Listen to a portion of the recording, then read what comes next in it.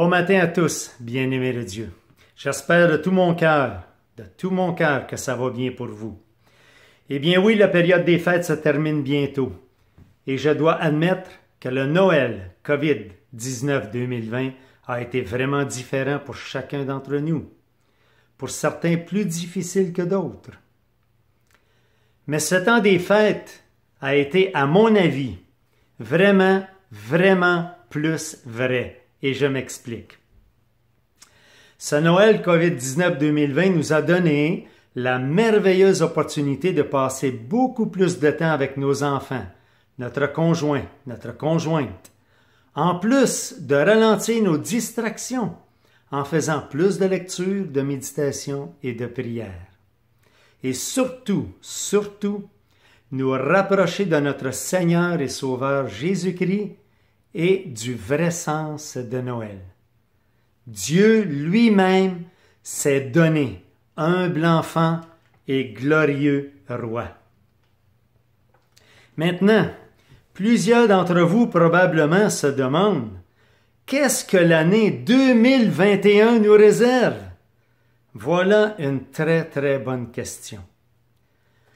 Peut-être que nous allons encore vivre de l'isolement, de l'incertitude, de la maladie, des problèmes financiers, peut-être même douter de l'amour de Dieu. Par contre, frères et sœurs, j'ai une très bonne nouvelle pour vous tous, une excellente nouvelle. Le meilleur est à venir. Oui, frères et sœurs, le meilleur est à venir. Je nous invite pour l'année 2021 à laisser nos préoccupations, nos questionnements, nos doutes, nos craintes au pied de la croix de notre Sauveur Jésus-Christ. Bien-aimés de Dieu, je vous encourage à regarder à un après, vers l'avant, et vous accaparer les promesses de notre grand Dieu Tout-Puissant. Même dans des circonstances de la vie pas très agréables, nous avons Jésus qui nous donne une paix et une joie qui surpassent toute intelligence. Le monde est en crise, mais le royaume de Dieu, lui, n'est pas en crise. Dieu est au contrôle, il est souverain, il est le Tout-Puissant.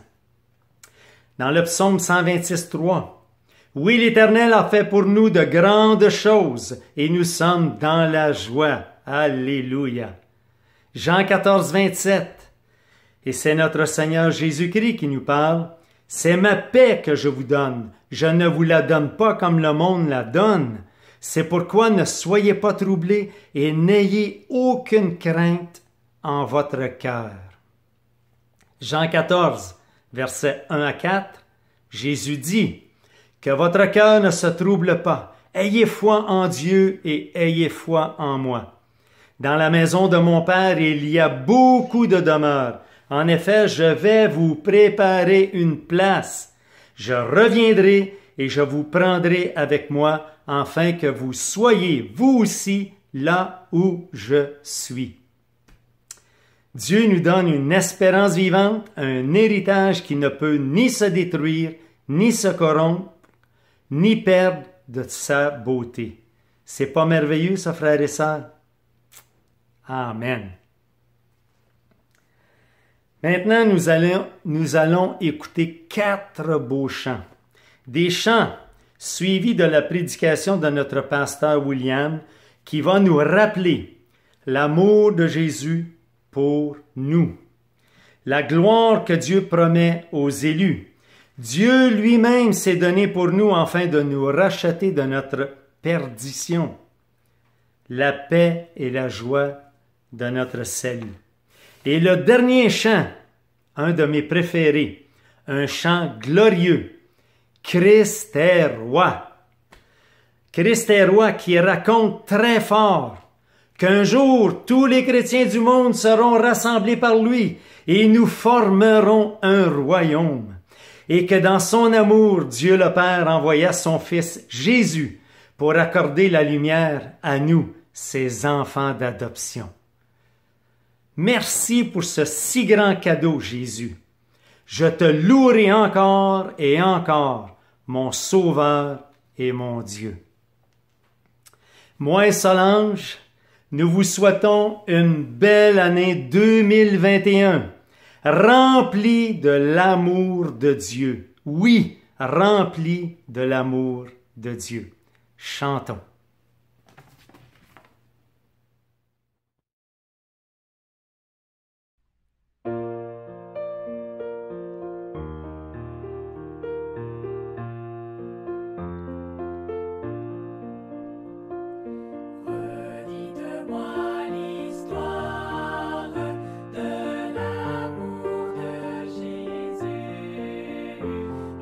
Parlez-moi de la gloire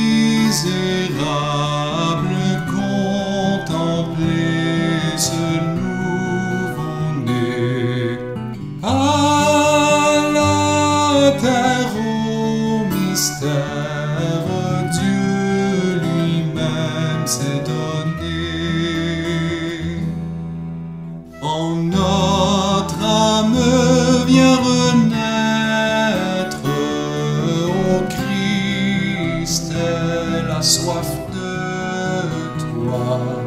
Elle veut t'avoir pour maître, humble enfant glorieux roi. Dans l'étable misérable, contemplez ce nouveau-né. À la terre, au mystère, Dieu lui-même s'est donné. Dieu lui-même s'est donné.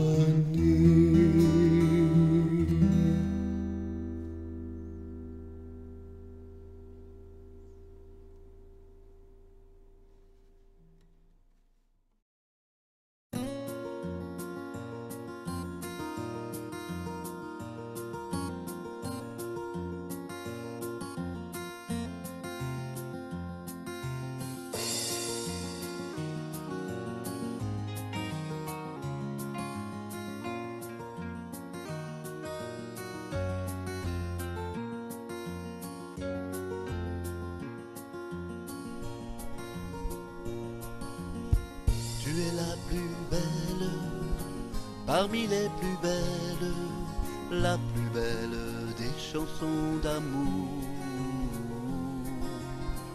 Quand je te chante, j'ai le cœur en joie, car tu parles de l'amour de Jésus pour moi. Il naquit dans une écurie la nuit de Noël, pour le Fils de Dieu, quel étrange lieu. Il mourut sur une croix, entre deux brigands, pour le roi des rois, quel étrange endroit. Tu es la plus belle, parmi les plus belles, la plus belle des chansons d'amour. Quand je te chante, j'ai le cœur en joie, car tu parles de l'amour de Jésus pour moi. Quand Marie vint au tombeau, 3 matins plus tard, on avait roulé la pierre, le corps n'était plus là. Au fond du jardin, un homme lui répondit: ne cherche pas parmi les morts celui qui est vivant. Tu es la plus belle, parmi les plus belles, la plus belle des chansons d'amour. Quand je te chante, j'ai le cœur en joie, car tu parles de l'amour de Jésus pour moi. Car tu parles de l'amour de Jésus pour moi. Tu parles de l'amour de Jésus pour moi.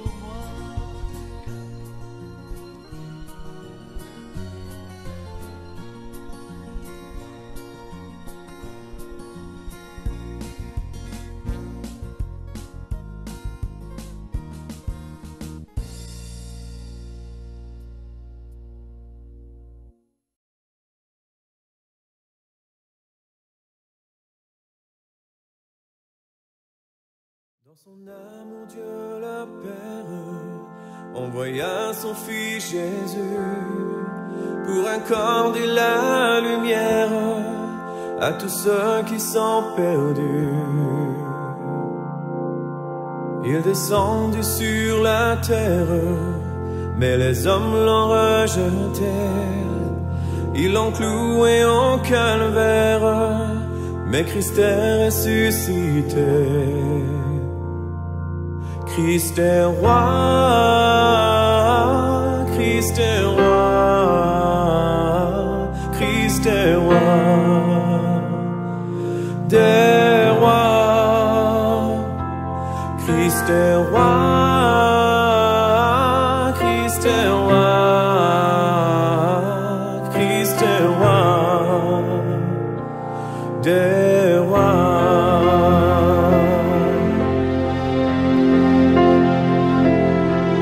Les croyants de tous les âges portent son nom sur leur cœur. Dans l'épreuve, ils gardent courage, car leur Dieu est un sauveur. Ils vont par toute la terre annoncer le Fils béni, fiers de porter leur bannière sur laquelle il est écrit: Christ est roi, Christ est roi, Christ est roi des rois, Christ est roi, Christ est roi, Christ est roi des rois.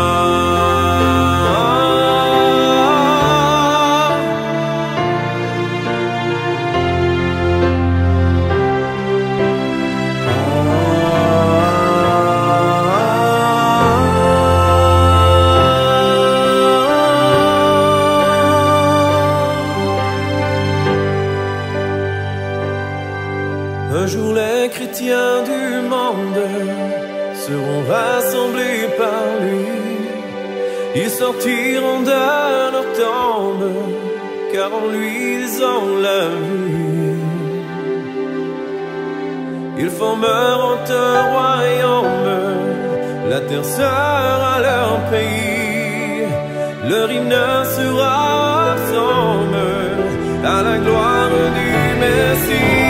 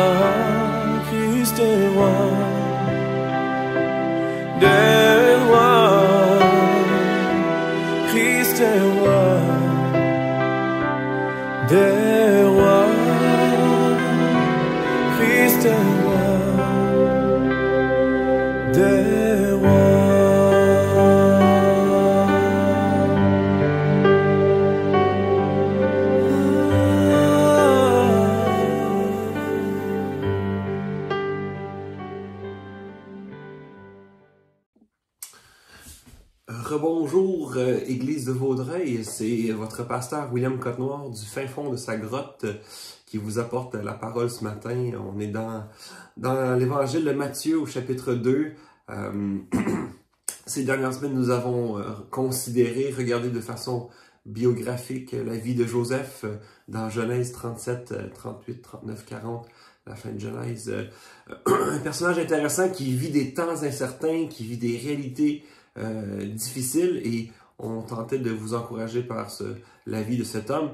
Et ça, cet après-midi, ou plutôt ce matin, on va regarder ensemble Joseph, le papa de Jésus. Donc, c'est pas le même Joseph, mais on trouvait c'était une belle façon de faire un à côté en ce 27 décembre, ce temps festif, ce temps de Noël qui n'est certainement pas comme ceux que vous avez connus ces dernières années. Nous sommes limités par nos déplacements, limités par nos échanges, nos interactions sociales. Mais ça ne nous limite pas de regarder la parole de Dieu ensemble. C'est une joie que j'ai ce matin de l'enseigner, de vous l'enseigner, de la partager.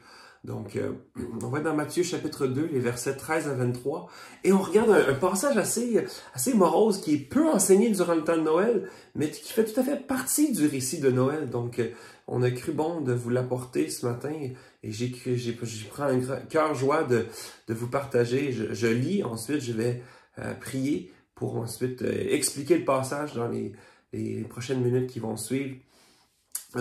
L'idée derrière ce passage, Joseph qui fuit vers l'Égypte. Donc encore un beau parallèle ou un beau croisement avec notre série biographique avec le Joseph de Genèse. Eh bien, Joseph, le papa de Jésus, va amener Marie, sa douce, et son garçon Jésus, son jeune bébé, en Égypte. Donc je lis le passage et on plonge nos regards dans cette bonne parole. Matthieu 2, versets 13 à 23. Lorsqu'ils furent partis, voici un ange du Seigneur apparut en songe à Joseph. Les mages venaient juste de quitter Joseph, Marie et Jésus. Et Joseph dit, « Lève-toi, prends le petit enfant et sa mère, fuis en Égypte et reste-y jusqu'à ce que je te parle, car Hérode cherchera le petit enfant pour le faire périr. » Joseph se leva, prit de nuit le petit enfant et sa mère, et il se retira en Égypte. Il y resta jusqu'à la mort d'Hérode, afin que s'accomplisse ce que le Seigneur avait annoncé par le prophète, « J'ai appelé mon fils hors d'Égypte. » Verset 16. Alors Hérode, voyant qu'il avait été joué par les mages, se mit dans une grande colère, et il envoya tuer tous les enfants de 2 ans et au-dessous qui étaient à Bethléem, et dans tout son territoire, selon la date dont il s'était soigneusement enquis auprès des mages. Alors s'accomplit ce qui avait été annoncé par Jérémie le prophète. On a entendu des cris à Rama, des pleurs et de grandes lamentations. Rachel pleure ses enfants et n'a pas voulu être consolée parce qu'ils ne sont plus. Quand Hérode fut mort, voici un ange du Seigneur apparut en songe à Joseph en Égypte. Et dit, « Lève-toi, prends le petit enfant et sa mère et va dans le pays d'Israël, car ceux qui en voulaient à la vie du petit enfant sont morts. » Joseph se leva, prit le petit enfant et sa mère et alla dans le pays d'Israël.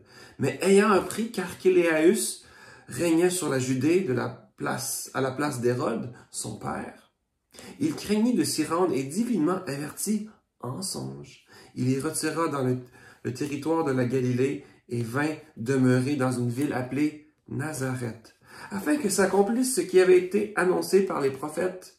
Il serait appelé Nazaréen. Que le Seigneur bénisse sa parole ce matin.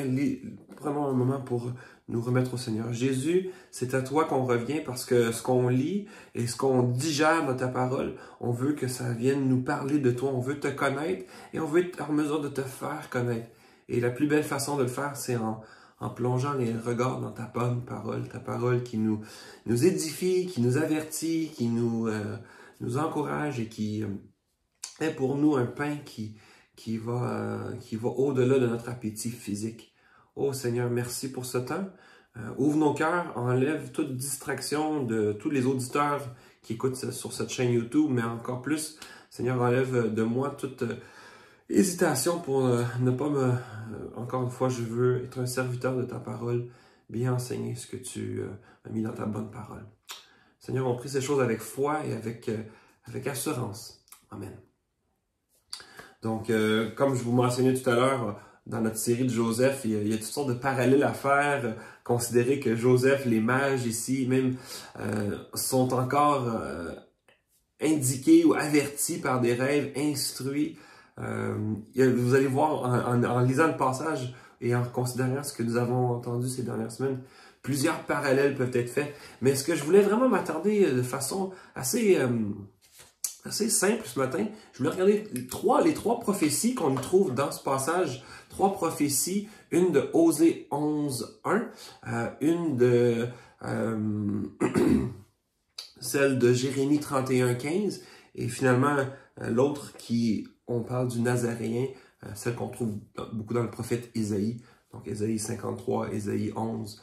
Ces 3 prophéties-là sont pour nous des sources d'encouragement, sont pour nous des des indicateurs, 3 raisons pourquoi, c'est dans ces 3 prophéties, pourquoi on peut se réjouir en ce temps de Noël. Et là, vous allez dire, wow, Will, se réjouir en temps de Noël quand je peux pas avoir la nourriture que j'aurais habituellement chez ma mère, chez ma grand-mère. Will, comment tu peux dire qu'on va avoir du plaisir, on peut se réjouir en ce temps de Noël où est-ce que je vais être confiné chez nous avec ma femme et mes enfants, ou je vais même être juste seul avec mon conjoint? Comment tu peux me dire que c'est la joie? Eh bien, frères et sœurs, ce passage fait mettre un relief encore plus à notre foi et à quel point c'est pas les circonstances qui vont dicter la joie d'être enfant de Dieu, la joie d'appartenir à Dieu.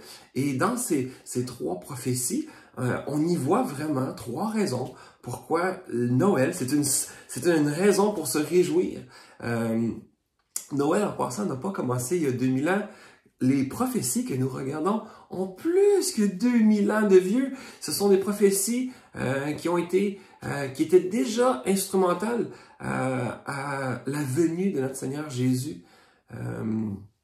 Matthieu va citer au travers du verset 15, verset 18 et verset 23 de Matthieu 2, ces 3 événements, ces trois occasions où est-ce qu'on peut se réjouir. Je vous partage la première, Osée 11.1 qui dit de l'Égypte j'ai appelé mon enfant. Eh bien, cette prophétie aujourd'hui, on peut la voir comme réalisée ou que Jésus est vraiment la pleine réalisation de ce passage, malgré qu'Osée ne connaissait pas Jésus. Osée ne savait pas que Jésus était pour partir de Bethléem. Osée parle le livre d'Osée dans ce contexte de Osée 11, verset 1. Osée parle de comment Dieu a délivré son peuple de l'esclavage d'Égypte. Dans l'Ancien Testament, c'était important de comprendre que le point de vue de ce que Matthieu essaie d'enseigner aux gens qui écoutaient, les auditeurs premiers de Matthieu, l'exode que Dieu a occasionné pour le peuple d'Israël, c'était bien sûr le peuple d'Israël qui quittait l'Égypte après les 400 ans, où est-ce que là, on va voir la semaine prochaine, on est un petit peu à l'envers, mais la semaine prochaine, on va voir toute la venue de Joseph, le Joseph de Genèse, qui va venir et faire venir sa famille même habiter l'Égypte pour être secouru de la famine. Eh bien, 400 ans plus tard, ils vont être esclaves de l'Égypte. Et je vous l'avertis, je vous le dis, Jésus est le meilleur Israël. Jésus est le meilleur au sens qu'il accomplit, il remplit les critères que cette prophétie avait en étant sorti de Bethléem pour aller vers l'Égypte. Mais une fois après que Hérode soit décédé, soit mort, celui qui voulait sa mort, il va revenir en Israël. Et c'est encore un tableau brossé par les auteurs de la parole de Dieu pour nous montrer que c'est pas juste qu'il a fait un voyage de Noël, d'aller visiter sa famille en Égypte, il a fait 100 000, c'était à peu près 100 000 de Bethléem à l'Égypte. C'est pas sur ça que on veut s'attarder ce matin, sur les faits géographiques ou sur son voyage à dos d'âne, comment est-ce que ça a dû être pas confortable. C'est pas là qu'on veut s'attarder, mais de réaliser que comme les 10 plaies ont été difficiles, surtout la 10e étant appelant à la mort de tous les premiers-nés d'Égypte, pour tous ceux qui n'étaient pas pour peinturer le sang d'agneau sur les linteaux de porte.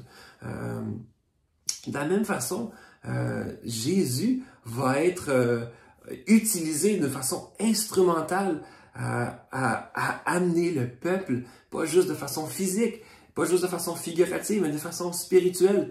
Notre Jésus, et c'est un sujet de réjouissance, est notre nouvel exode. Vous et moi, nous n'avons pas vécu la première exode d'il y a 3000 ans. Eh bien, nous pouvons aujourd'hui quand même réclamer, dire, oui, c'est Jésus qui m'a sorti de mon esclavage. Pas de l'esclavage aux Égyptiens, mais bien plus à notre esclavage et là vous pouvez insérer, considérant votre témoignage, de quoi étiez-vous esclave avant de connaître le Seigneur Jésus? De qui étiez-vous préoccupé tellement que vous ne preniez pas le temps de reconnaître le Seigneur Dieu?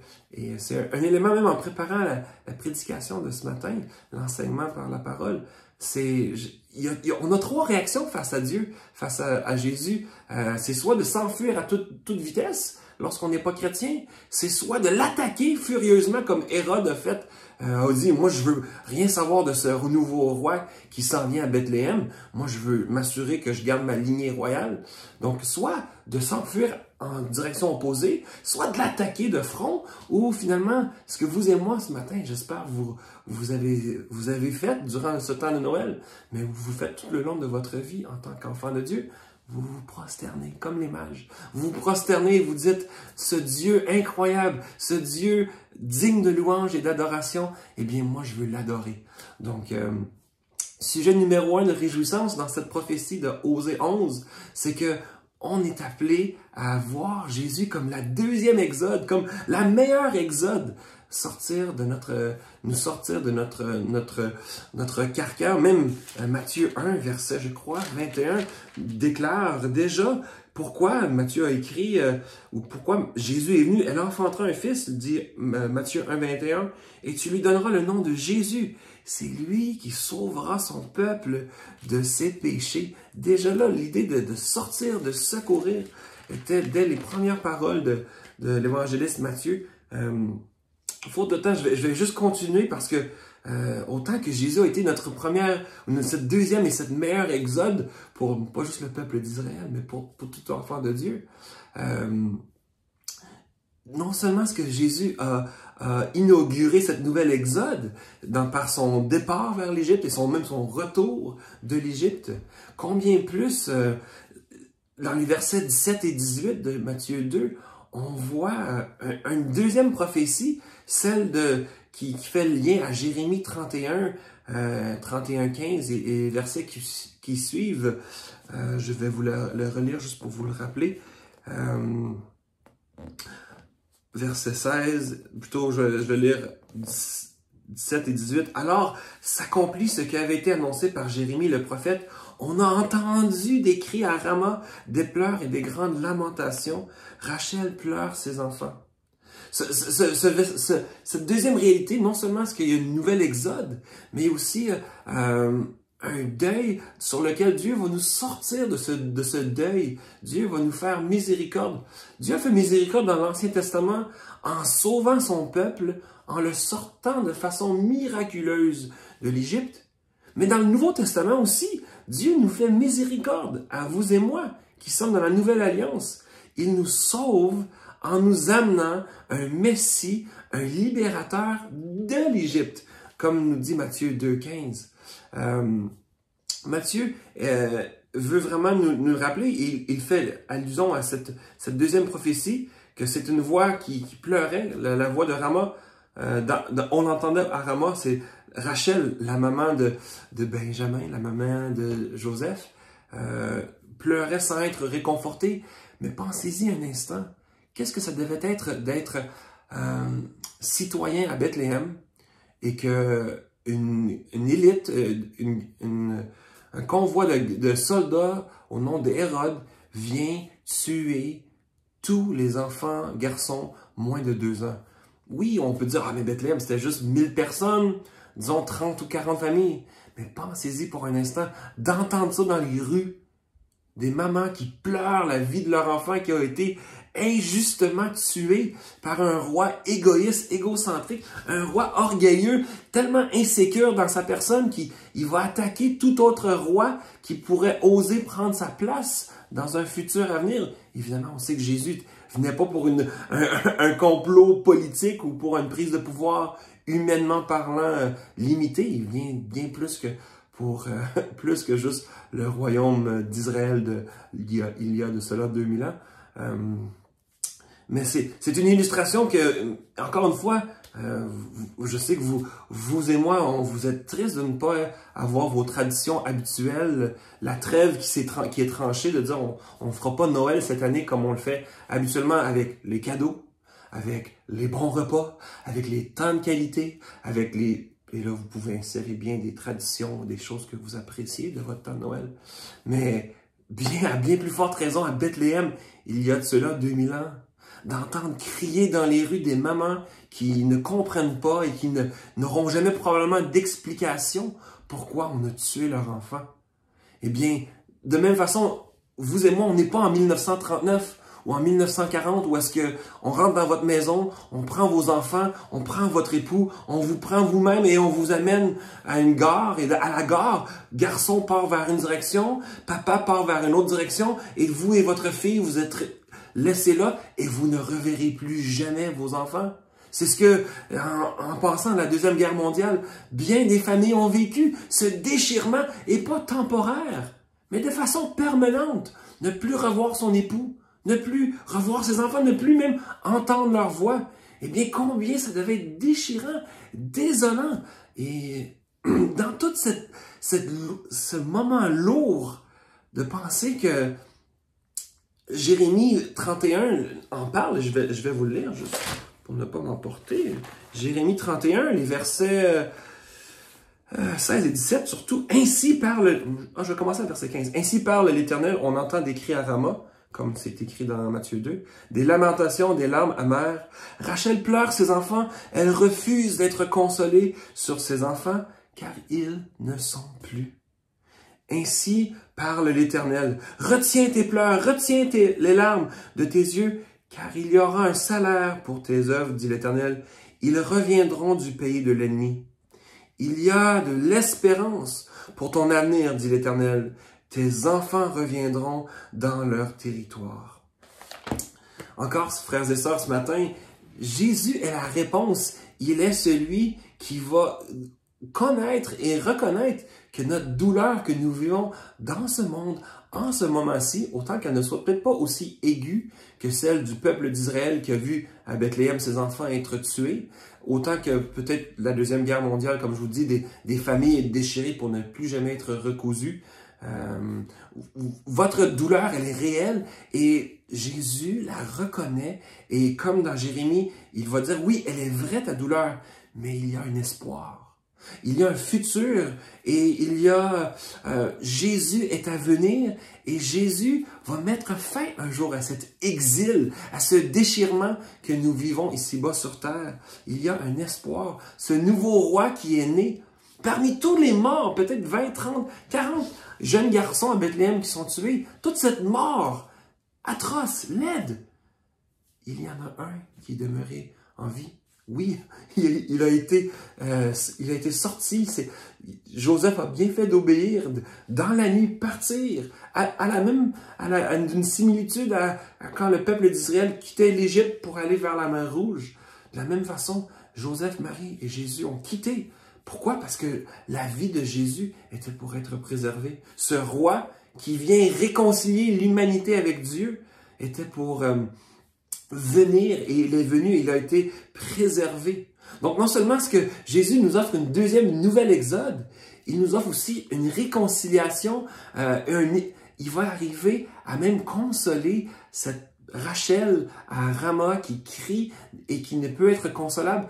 Eh bien Jésus peut consoler même les larmes les plus amères, les plus intenses de maman et de famille déchirées. Oui, Dieu va le faire au travers de Jésus. Sans aller plus en détail, mais c'est une nouvelle alliance annoncée dans Jérémie 31, une nouvelle alliance que Dieu va dire, je vais entrer dans cette nouvelle alliance avec vous au travers de Christ, afin que tous pourront le connaître, l'aimer et l'adorer.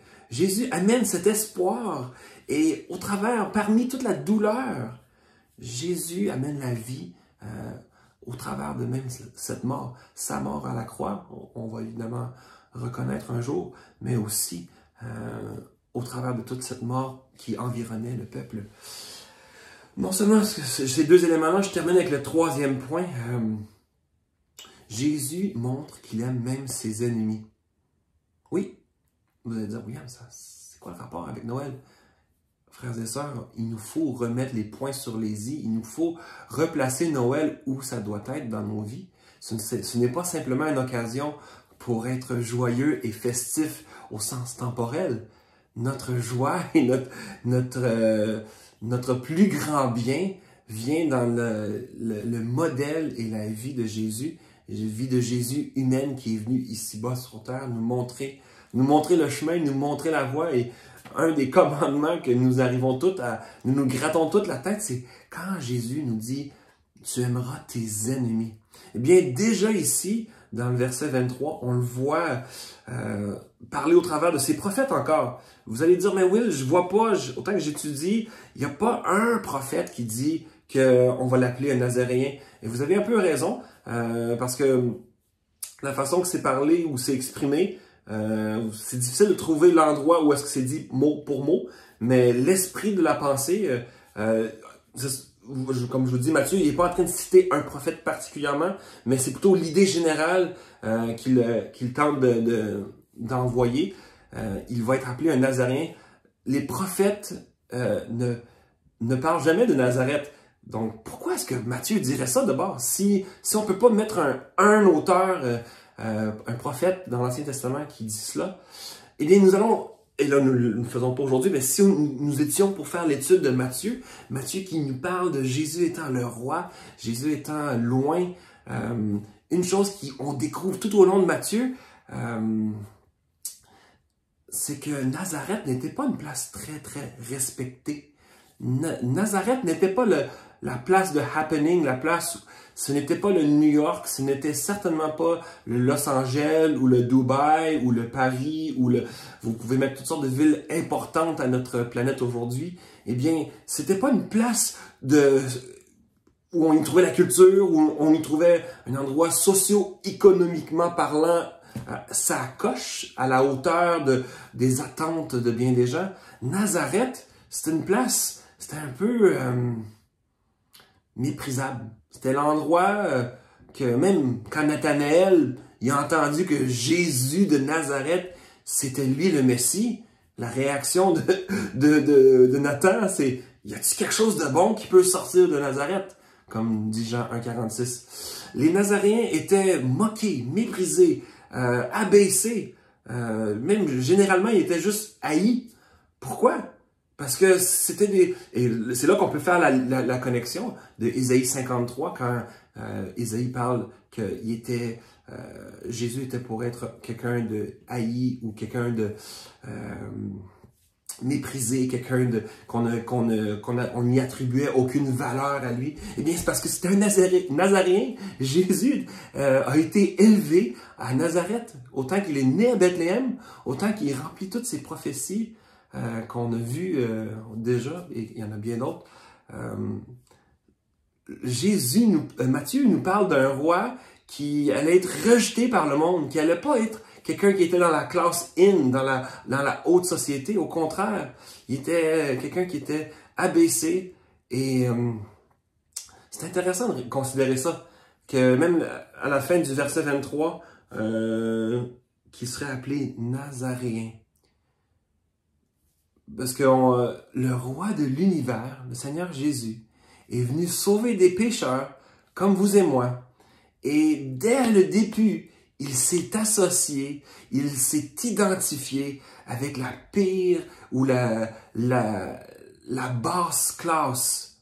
Il est venu sauver autant le Hérode, les chefs religieux, les scribes, tous ceux qui se mettaient pour être contre lui, pour être ses ennemis jurés. La réalité, c'est que souvent, nous avons besoin de revisiter ce passage. Et combien de fois on lit l'histoire de Noël, ou même vous lisez les histoires à vos enfants, et pas juste les histoires, mais dans le cinéma, il y a toujours cette dualité de les bons puis les méchants. On aime s'identifier toujours avec ceux qui sont les bons. On aime toujours parler de David, Goliath, mais on veut toujours penser à David. Caïn et Abel, et on pense à Abel. On pense à Pharaon et Moïse, et on dit « Ah, on veut être comme Moïse. » Ésaü et Jacob. Mais les deux, c'était des snorros, c'était pas celle-là était plus difficile à identifier. Mais dans Matthieu 2, on a les bons et on a les méchants. On a les Joseph et les Marie et les Jésus d'un côté, et on a Hérode de l'autre côté. Et encore aujourd'hui, on aimerait ça dire « Ah oui, je m'identifie avec... Moi, j'aurais été comme Joseph, j'aurais obéi au Seigneur, j'aurais amené Jésus vite en Égypte. » Mais ce matin, si on est pour honnête en ce 27 décembre 2020, si on est vraiment honnête avec son propre cœur, dans nos propres désirs, combien de fois est-ce que vous et moi, vous êtes comme Hérode? Combien de fois est-ce que vous êtes comme les chefs religieux? Et vous ne voulez pas du tout abandonner votre autorité, votre pouvoir, vos capacités, vous ne voulez pas donner un pouce. Je parle pas d'un maître, vous voulez une verge ou un maître, vous ne voulez pas donner un pouce à Dieu. Et avant votre conversion, c'est ce que vous étiez. Vous étiez des ennemis de Dieu. Et en ce temps de Noël, c'est bon de se le rappeler. Jésus est venu à nous ses ennemis. Et Matthieu 2, l'histoire de Noël, cette fuite vers l'Égypte et ce retour suite à la mort de tous ces jeunes garçons, vient avoir un impact. Parce que cette histoire déteint ou nous reflète, vous et moi.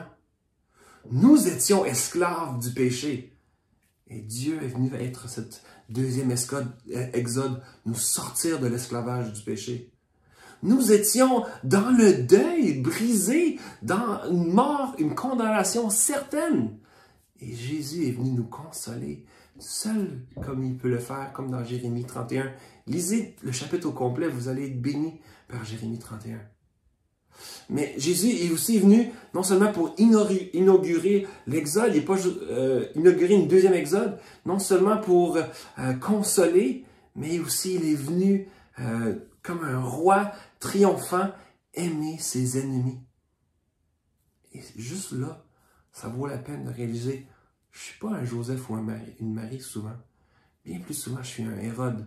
Quelqu'un qui ne veut pas laisser sa place, qui ne veut pas laisser Dieu prendre toute la place qu'il devrait.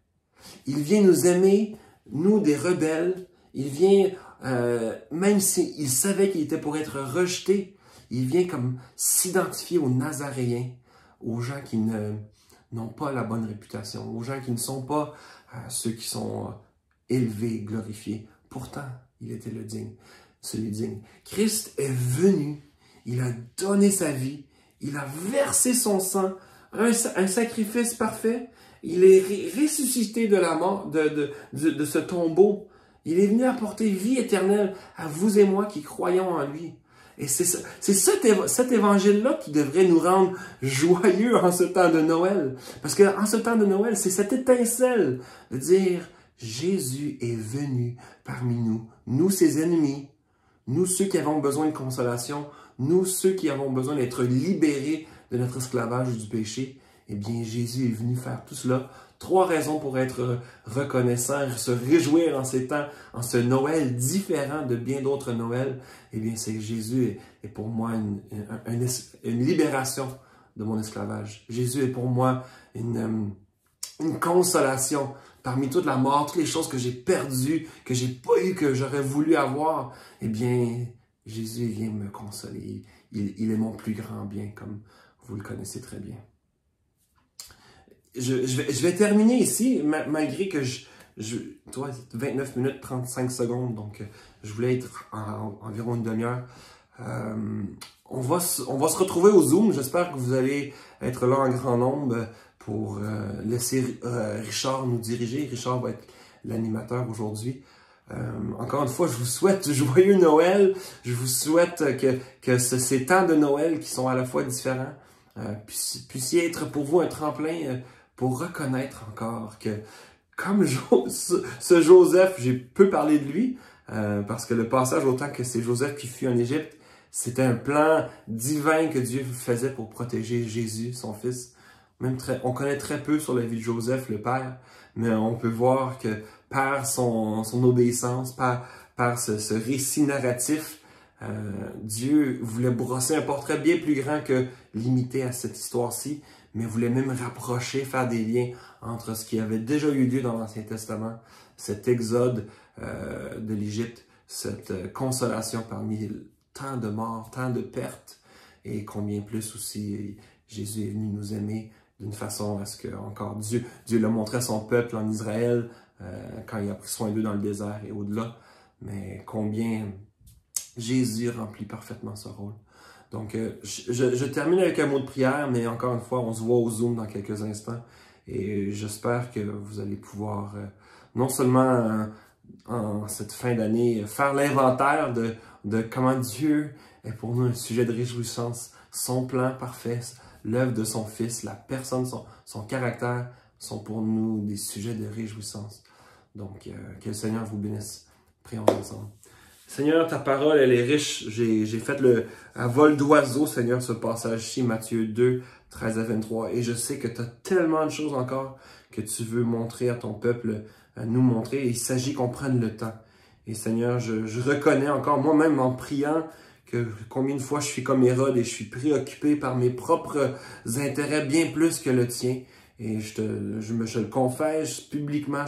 Je te demande, Seigneur, viens réorienter ma vie de plus en plus, toujours de mieux en mieux à la ressemblance de Jésus.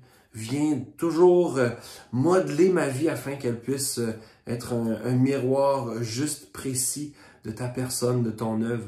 Seigneur, je me réjouis en ce temps de Noël, même si j'ai pas vu mes amis comme j'aurais vu, comme j'ai pas pu, même si j'ai pas pu faire ce que j'aurais voulu, loin de moi de me plaindre.